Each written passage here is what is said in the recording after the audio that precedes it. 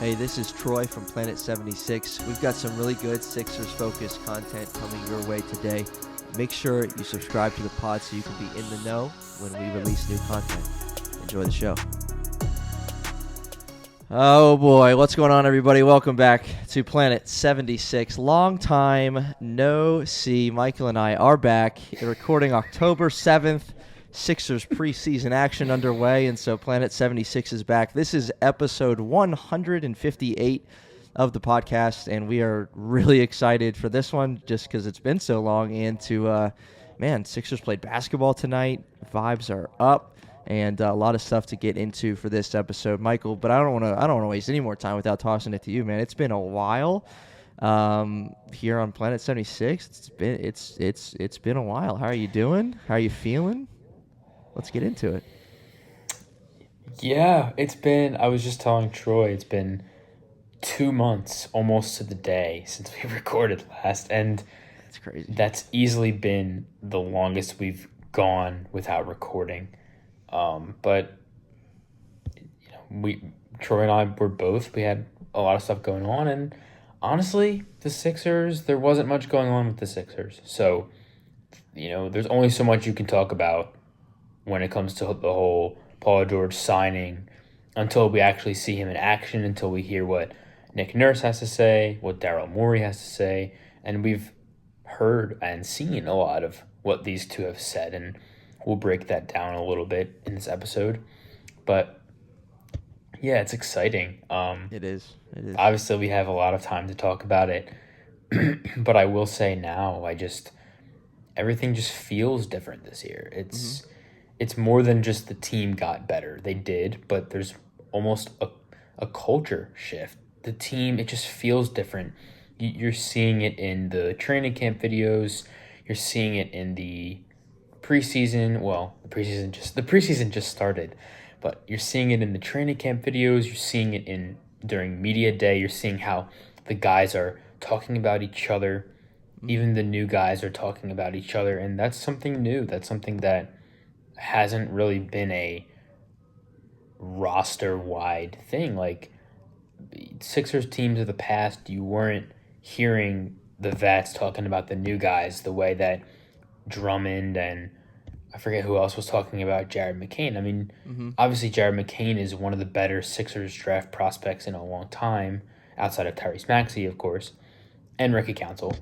But it's great to see and hear that. And now entering this season, the Sixers have a really clear path. Like, everybody knows what needs to happen for this team, and everybody knows what it's going to take.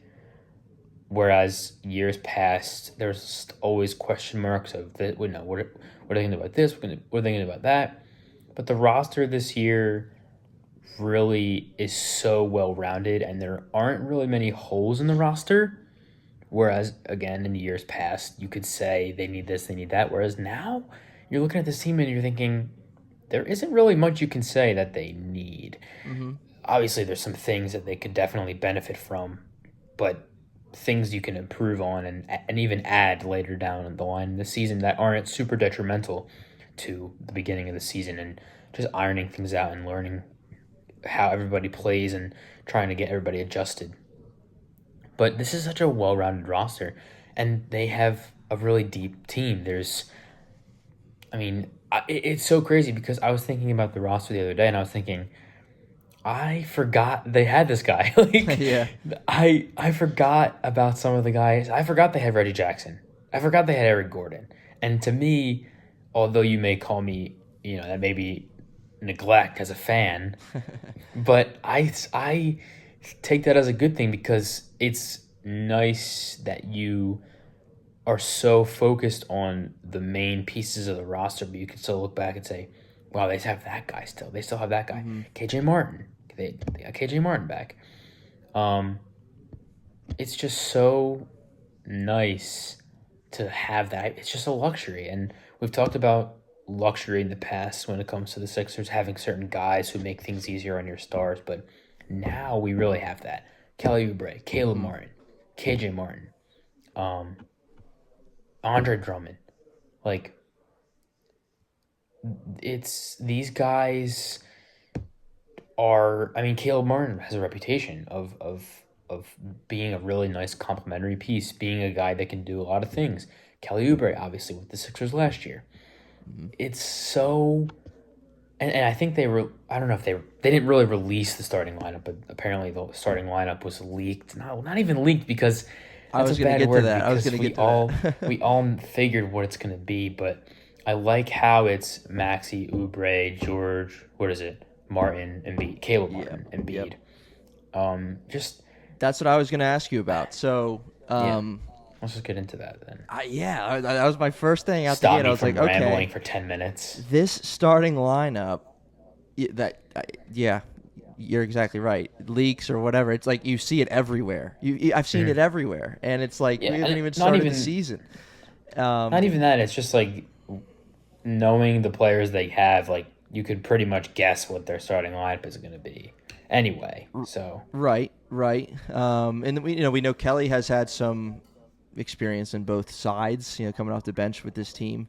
yeah, But then you throw in Caleb Martin, um, obviously a serviceable player who's going to bring value to the oh yeah, lineup wherever he's at. That's a huge get. I almost feel like, what you were just kind of walking through as you break down some of these players on this team is it seems like yesterday we were just talking about it, even though we just proved that it was not yesterday because it's been a while. But, it's been almost 2 months. but like we went and we got Paul George, but we brought in high quality depth. I mean, we've said that so many episodes in a row, but that was a huge thing because both you and I we were Planet 76 was rolling at the beginning of the offseason. Like we were talking about how Daryl Morey and the company were able to go and do this. And we entered free agency thinking that wasn't a possibility. Caleb Martin takes a massive pay cut. Other guys take less money to be here. Kelly Oubre takes less money to be here. And the Sixers are able to go and get that done. And it was like the best possible outcome for the offseason that the Sixers could have had in getting Paul George and getting some of these other guys. And so, the reason for there being such high expectation, or even, as you said, kind of a different temperature or a different kind of feel to this start of the preseason is because of how this team is constructed. And there's a Yep. lot to be happy about, a lot to, that we're anxiously awaiting to see how it's going to unfold, but a lot to be excited about. So with that said, though, we've seen this lineup. We think that's what it's going to be. Process of elimination a little bit. It kind of makes sense. I mean, Sixers did bring back a guy in Kyle Lowry who saw a lot of minutes last year and started a lot. I forgot they had him. Yeah, he's very old I now. forgot they had Kyle Lowry. But your thought, I mean, it's not like it's going to be the same exact starting lineup for 82 games, but I guess assuming everybody's healthy, this will be the starting lineup they roll out. How do you feel about it? I mean, I don't think you feel bad about it. I know you're kind of going to say, but how do you feel about this five-man starting lineup? Love it. I love it. I don't really know how you could improve that starting lineup with the players that the Sixers have. Obviously, there's a ton of ways you can improve them by adding better players, but you can't do that because you have no more Right. cap space.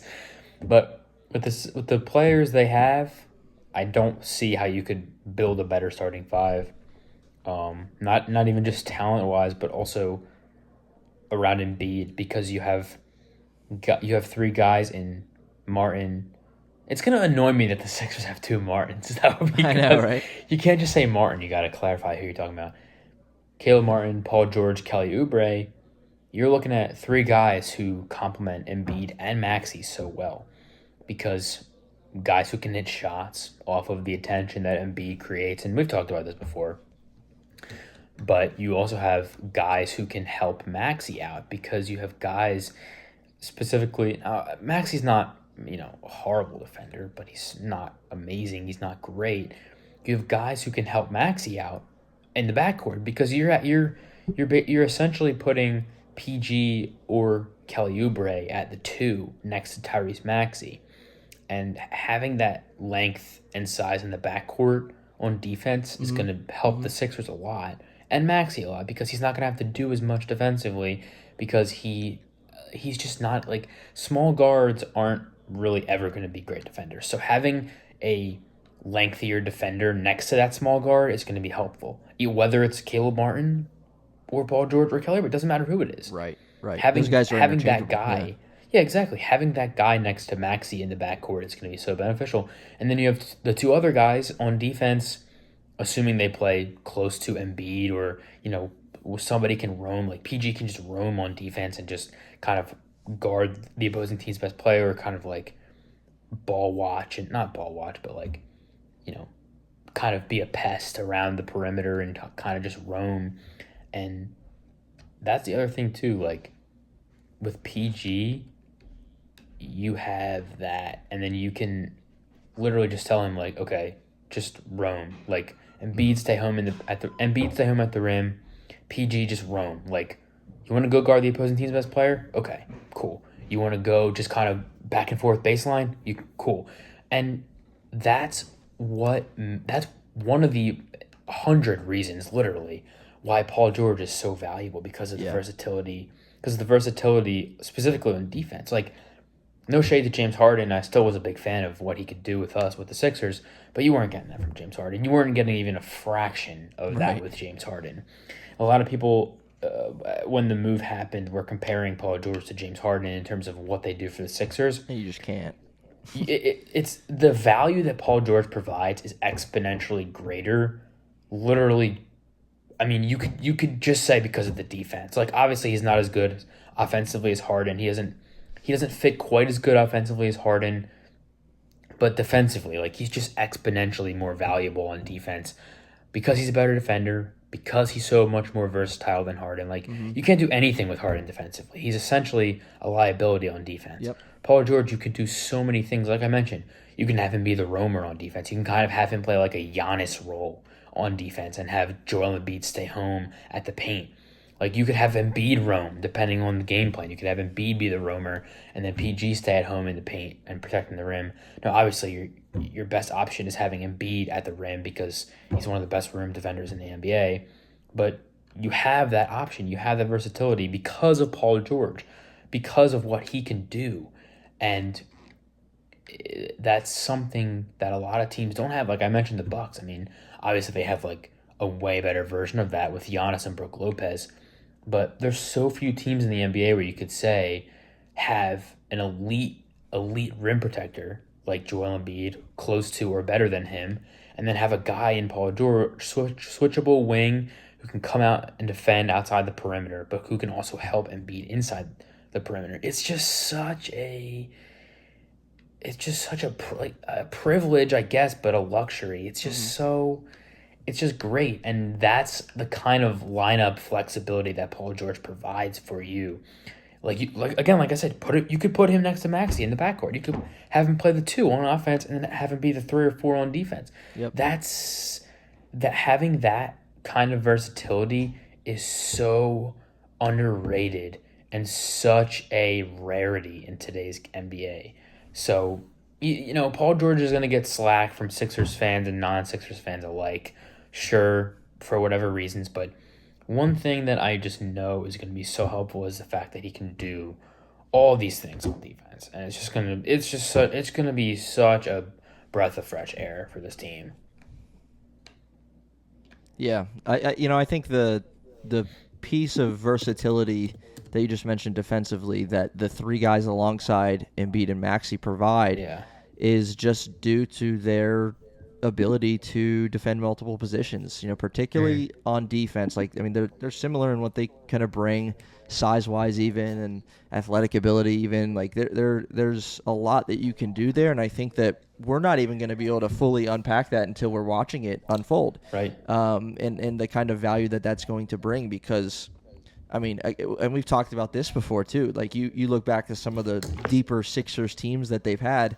There's been always probably some liabilities on the defensive end of the floor. When you think about their 2 guards of recent memory, you think about even some of their guys off the bench that are just a liability defensively that kind of played themselves out of being playable in the playoffs because of their lack of ability to play on one side of the floor. And so with this starting lineup, there's that doesn't exist, and that's new. Not many teams can say that. You touched on some other teams that have some versatility in that manner, but like not many teams do. And 1 through 5, Sixers might have the best at that kind of category when it comes to being able to defend and swap and move around and do some unique things on defense that, even just one guy on the floor who doesn't bring it on that end is not going to allow you to do that. So really big point there. Yeah, let's just pause right there because I like how you bring that up. I kind of want to piggyback off that a little bit. Mm-hmm. The Sixers, in my opinion, now have an entire team where you are okay to extremely confident in them on the defensive end. Like, the Sixers do not have a guy where other teams can go and be like, go attack him, go attack that guy. I don't think they have that anymore. And I don't think they have a guy where you can be like, oh yeah, this guy, let's attack, let's go after him, let's try and score on him, let's get him in a mismatch in isolation. The only guys you could say that for are probably Maxey, but even then, he's, like I said earlier, he's not horrible. He's not a guy where, obviously you don't want him defending in isolation, but he's a guy where you could be like, okay, you know what? That's fine. He's going to give it his all. He's going to go 100%. So if they score on him, it's fine. Eric Gordon, Reggie Jackson, Kyle Lowry, smaller guards on the team, sure. But not guys where you could say, you know what? We got to take him off the court. He's a liability on defense. Mm-hmm. The Sixers do not have a guy like that. Which is crazy. They don't have a guy like that, which is crazy. Obviously, there might be some issues with a guy like Jared McCain because he hasn't really defended at an NBA level yet. Although I heard I think Nick Nurse said he might be coming down to the Blue Coats anyway at some point. I don't know if you saw that. But I'm not really too concerned with Jared McCain either because even though he's a guard, he's smaller, he's kind of taller, and he's definitely quick on his feet and very active and mobile. So I wouldn't even if he did end up getting a legit rotation spot with the Sixers, I still wouldn't be too concerned with his defense. I feel like he would be just fine to okay at defensively. Yeah. So I have a bit of I guess we'll call it a nitpick, something small that I see not in the starting lineup but in what's behind it should that be the Sixers starting lineup is because you're throwing out those five guys, because it's not Kelly coming off the bench or even Caleb Martin coming off the bench. Now maybe this whole idea of a sixth man is super overrated but I could just see myself watching a game where, for whatever reason, that starting five is struggling. Sixers are down 15 early or something, and it's not like you're going to bring in there's not a spark plug really off the bench that you can say go fill it up. I mean, the only name sort of would be Ricky Council, I guess. Yeah. That's it's what not, I was gonna say. You know what I mean? It's not Kyle Lowry. He's not even in the playoffs last year. Campaign did that. We don't have Campaign. Yeah. We don't have Shake Milton. The piece on the bench that I'm most or least worried about is Andre Drummond because I know what he's done to spell Embiid before. Yeah. So I guess just a little concern about the scoring threat off the bench at the moment. But it's not like the Sixers are going to be out there doing a full five-man swap. You know what I mean? The way that Nick Nurse obviously staggers rotations. Embiid's going to be on the floor. Max is going to be on the floor. Paul George will be on the floor. And so it's not like you're going to be down a whole lot of offensive firepower when you make subs. But at the same time, again, there's going to be nights when all three of our stars are struggling, when Kelly's not doing anything, when Martin can't hit a shot. And it's what do we do and who do we turn to? Eesh. I mean, do you think Ricky's going to play a bigger role this year? What kind of... Yeah. You think he's making that rotation regularly? I do. Okay. I don't know who is going to play over him. It could be out of necessity because of what I'm saying. It's gonna if we need someone to sort of be that guy, it's going to have to be him. The way I see it is Ricky Council and KJ Martin are both guys who are really good at getting to the rim. Mm-hmm. And I think, every NBA team needs that. But specifically off the bench, you need guys who can attack the basket and put pressure on the rim.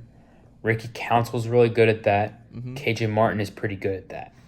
So I think the Sixers, I think they do have a little role carved out for themselves, especially if Oubre and Caleb Martin go to the bench. I think Oubre and Caleb Martin are kind of the one up to those two guys in terms of what they can do when it comes to putting pressure on the rim, getting downhill. Because Kelly Oubre is really good at that. Caleb Martin's pretty good at that. So I think you can supplement those guys with Ricky and KJ and not really skip too much of a beat. Obviously, Kelly Oubre's better. We know this. Better shooter. But I don't think you skip too much of a beat. And I'm looking at Gershon, too. I don't know how much he's going to play. I imagine a decent bit. But I like him. Maybe not the scoring punch like you mentioned, but I think he also kind of provides that, like, I'm going to just bully you and just put the ball on the floor and see what I can do and try and get in the paint. I agree. Having that campaign, having that like microwave guy. Yeah. At times it could be, who knows? Maybe it could be Eric Gordon. Maybe it could be Jared McCain. Maybe it could be Reggie Jackson. I don't know. Well, that was what I was going to say. Reggie Jackson. Yeah. I do want to. Oh, excuse me. I do want to give a shout out to Jeff Doughton Jr. because now I don't know how much time he's going to get with the Sixers. They are very guard heavy this year. He's definitely going to have to fight for a spot, in my opinion, but he has a lot of potential. Jeff Doughton, I think, is a guy that could maybe play that role for the Sixers. That guy hit a couple threes, come off the bench, make a couple big plays. That kind of spark plug, not in the sense of a campaign where he could just like hit 6 3. Well, Jeff Doughton, I've seen him play a lot. Jeff Doughton can do that. But I think the good thing is you can't really count anything out, or you can't really leave anything off the table, because the Sixers have guys now where you could say, you know what, you could put this guy in this situation and he'll make something happen. You could put that guy in another situation, he'll make that happen. Like, kind of staying with the theme of the whole versatility thing, the Sixers have guys that you can put in different situations that they'll thrive. You're not limited to one or two guys. You're not pigeonholed into playing this guy because he's the only guy you have. Like, you have guys who can do certain things really well, and even if it's not a, microwave, he's going to get hot and hit 6 threes off the bench kind of thing, which, again, I think the Sixers have a couple guys that could do that. There's still, in my opinion, other ways that the Sixers have these guys who can do different things to help the team. So I definitely see where you're coming from. I'm definitely optimistic in that point,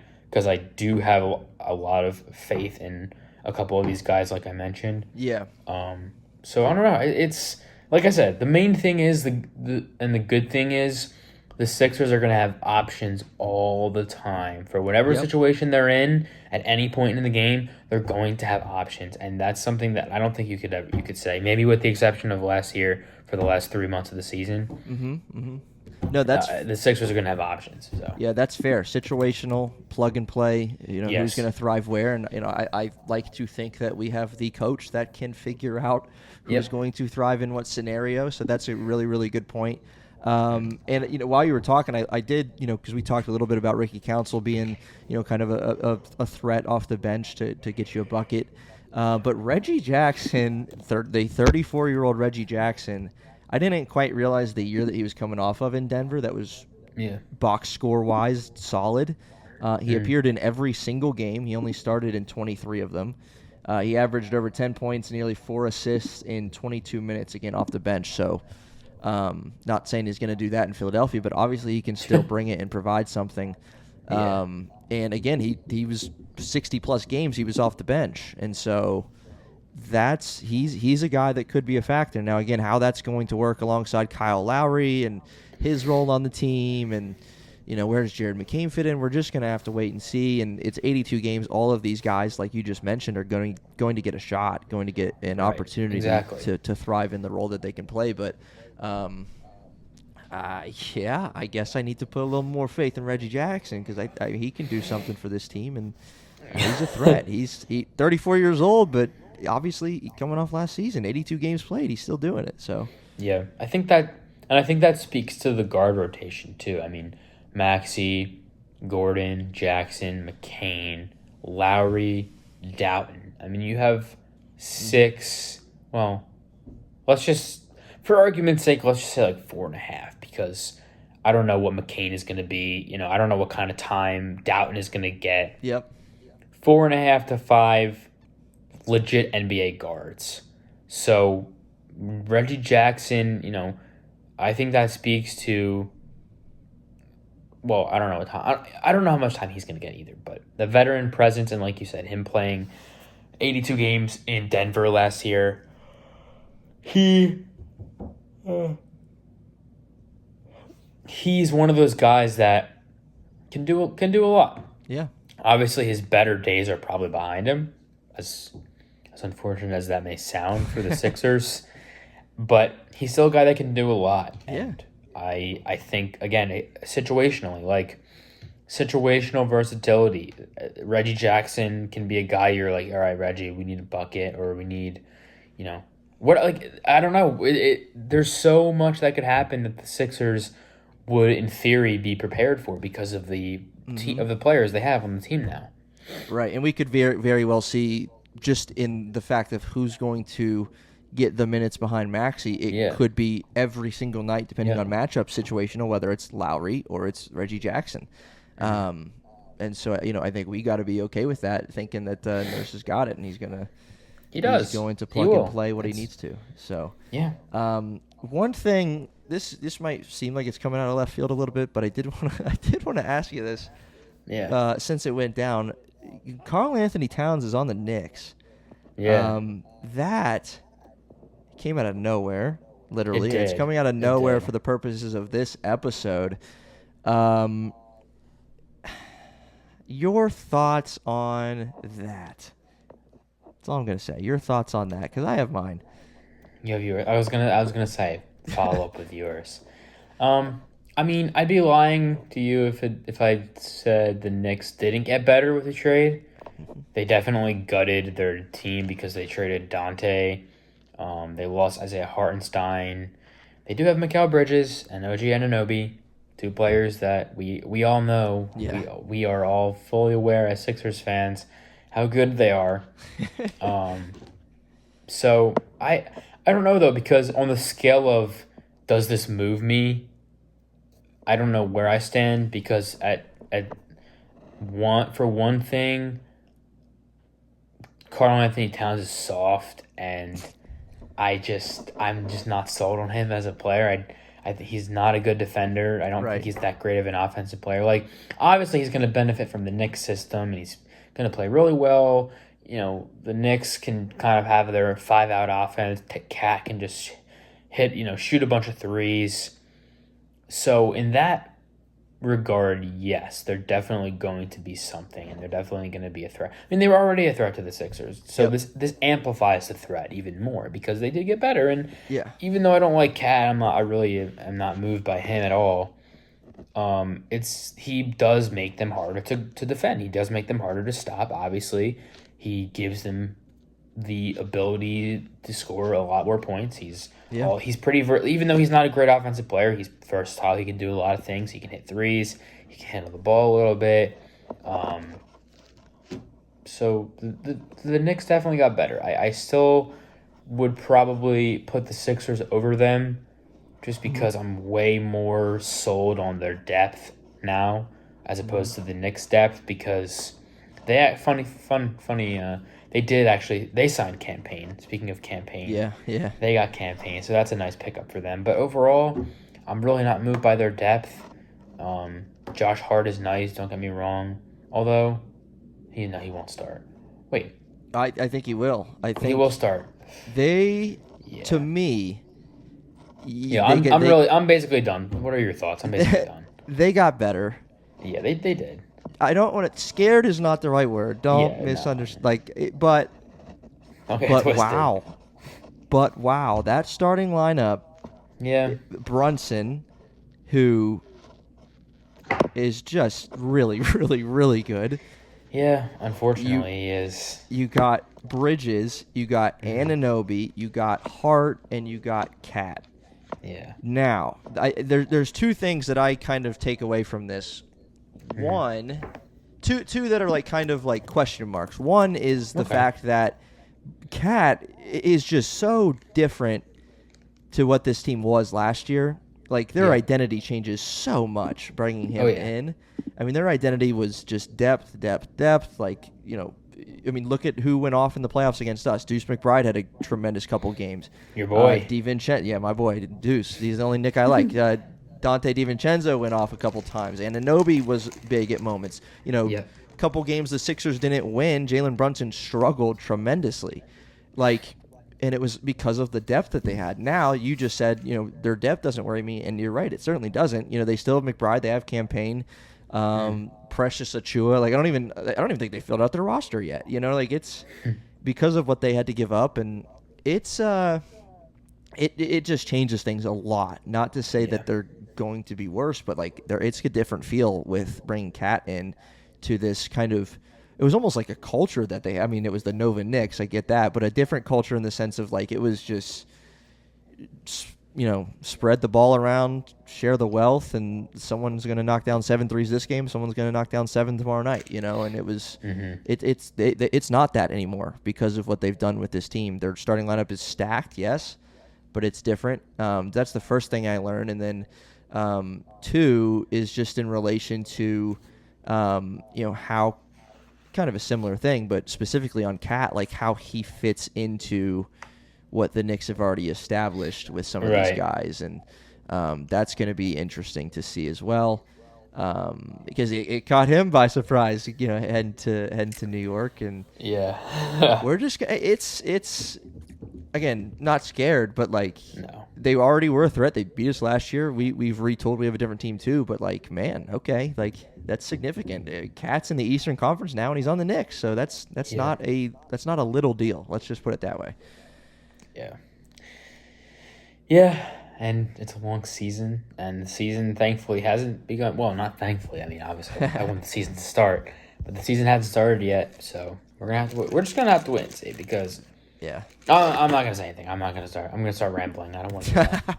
No, you're good. So Sixers did play basketball tonight real quick. Joel Embiid, Paul George did not play against the Shanghai Sharks or whoever we played. The New Zealand Breakers. Real quick. I just want to pause real quick. Yeah. I don't know if this happens every year. I know it happens during the regular season every year. But people were complaining that Embiid and PG weren't going to play. If you are one of those people, what is wrong with you? What is your problem?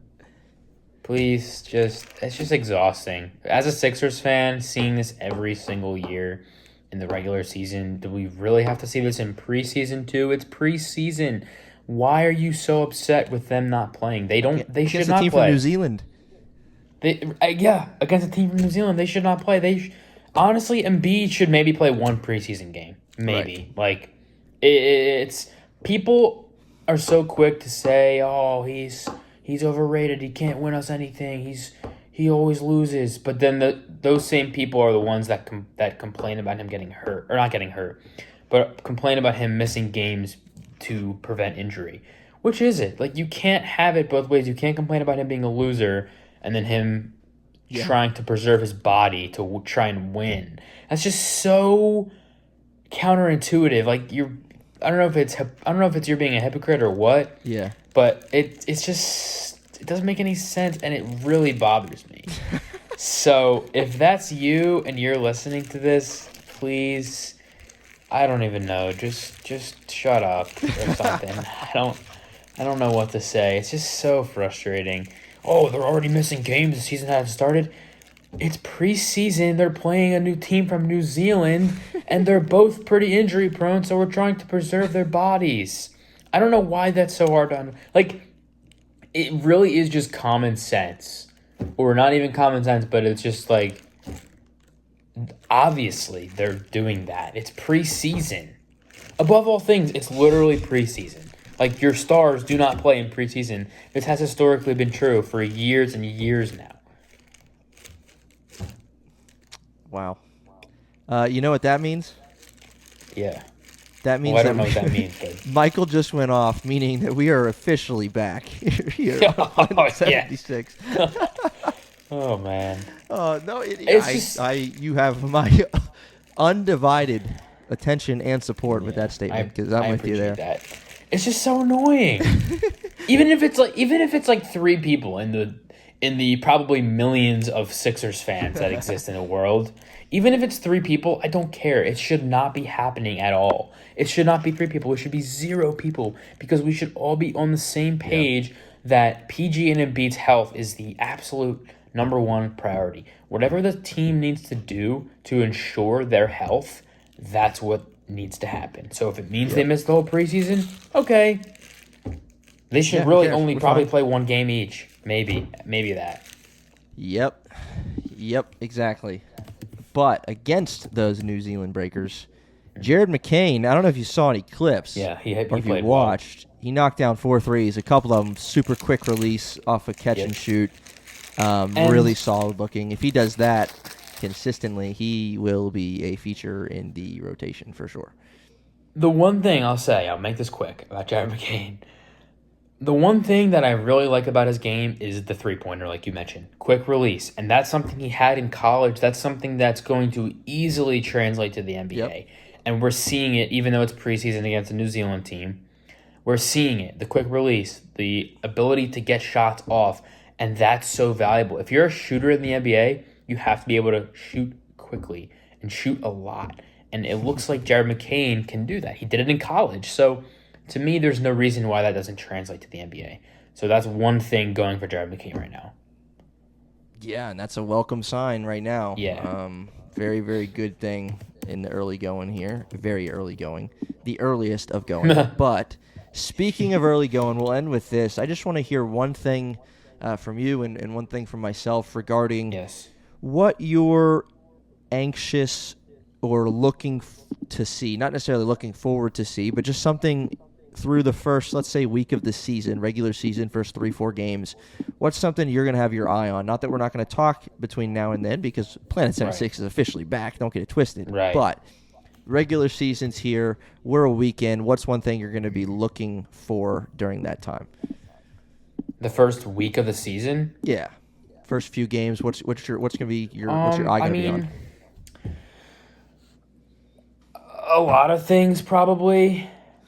Give me one. I guess the lineups. I guess to see what kind of lineups Nick Nurse rolls out, and we can talk about that more maybe next episode because I am excited for some potential lineups the Sixers could trot out there. That's right. Probably the lineups because there isn't going to be a whole lot of meshing going on the first week of the season, so I'm not really excited for the players to mesh and build chemistry. It doesn't happen in a week, so that's not really something I would say. It's more of a whole season thing. Maybe some lineups just to see if he runs out anything crazy like Paul George at center or something like that. I don't know if he. I would do that. I would try that for a little while. I don't know if Nick Nurse will, but we'll see. So probably the lineups. See what kind of lineups they roll out. Yeah, that's an appropriate thing to keep an eye on because it's going to be different. We know that it has to be different because there's new faces here. So that's a good one. I think it's 2 players. I know I said one, but this is going to be 2 players that I got my eye on. And that's going to be 2 guys I've already talked about off the bench is Reggie Jackson and Andre Drummond. We've seen Drummond here before. We've seen him do some historic things, rebounding literally, I think last season even. And just to see what he provides. Embiid's going to miss a lot of games this year. He just does. A lot. I don't know, hopefully not a lot, but he's going to miss games. And in Joel Embiid's tenure, I've never been more confident than when the person inserted in the starting lineup was Andre Drummond back in the day. Yeah. So that's what I'm excited to see, just kind of what he provides behind Embiid and then looking forward, down the road to what he's going to do when Embiid's out. And Reggie Jackson, just to, he was in Denver. It's not like I watched a ton of Nuggets games and, I know the kind of career he's had, different places and what he provides. But just to see kind of the unique thing that he can do for this team, noting the fact that he might have to be kind of the guy off the bench to provide something. So that's what I'm going to have my eye on in the early going, how many minutes he gets and what he does with those minutes. Yeah. Whew. How's it feel to be back? Good. It's good. Yeah, I know, right? And it's so crazy. We hardly talked about Adem Bona, Gershon Yabusele, Yeah. or Caleb Martin. And we barely talked about no, we talked about that, never mind. But I think that's a good thing because there's so many guys on this team you can talk about. Yep, just goes to show. And all good things, too. Obviously, you can nitpick and things of that nature, but good things about everybody on this team. Like, the Sixers have a ton of guys who are really good at basketball. And that's not something you could say up until, like, May or April of this past year. Like, you just couldn't say that. Yeah. Yeah, you're exactly right. There's plenty of things we got to, but plenty of things we didn't, and that's the reason we got a lot more to unpack over the next couple weeks before the season starts. It's here. It is here. It's October. It's a good feeling, and we're very happy to be back on Planet 76. Sorry for the delay. To our defense, it was the deadest month of the year. The biggest news was this whole thing of the Sixers moving out of Philadelphia, which they are not. And that was it. And like, if there was something crazy that happened, we would have hopped on. There was nothing. It was the deadest month. Sixers are back. We're back, and we're not going to make apologies for being back either. So we're ready to roll. We're ready to get this season started. And we're feeling good, feeling great, feeling good about the Sixers. And we'll see you next time on Planet 76.